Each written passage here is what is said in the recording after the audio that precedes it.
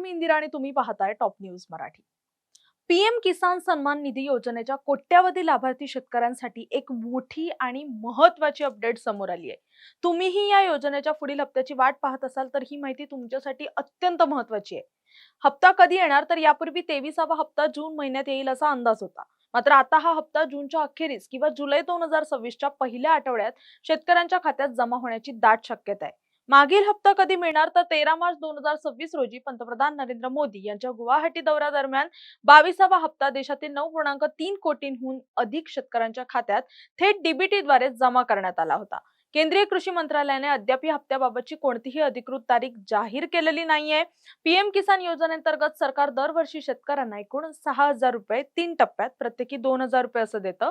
पहिला हप्ता एप्रिल ते जुलै, दुसरा हप्ता ऑगस्ट ते नोव्हेंबर, तिसरा हप्ता डिसेंबर ते मार्च।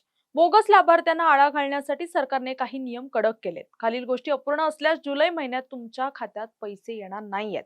त्यातली पहिलं म्हणजे ई-केवायसी। तुमची ई-केवायसी पूर्ण असणं अनिवार्य आहे। 2 लँड व्हेरिफिकेशन, जमिनीची पडताळणी म्हणजेच लँड व्हेरिफिकेशन दरवेळी पूर्ण करणं आवश्यक आहे। 3 आधार बँक लिंक। तुमचं बँक खातं आधार कार्डशी लिंक असणं गरजेचं आहे। 4 ॲग्रीस्टॅक नोंदणी। सरकारने आता ॲग्रीस्टॅक पोर्टलवर नोंदणी करणं सुद्धा बंधनकारक केलंय।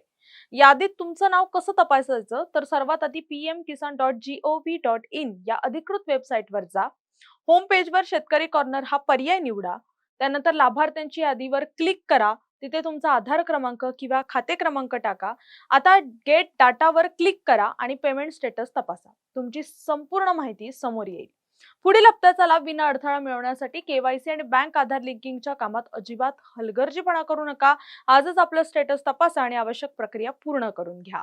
तुर्तास या व्हिडिओ तिथेच थांबूया। तोपर्यंत पाहत राहा टॉप न्यूज मराठी। आपला महाराष्ट्र, आपली बातमी।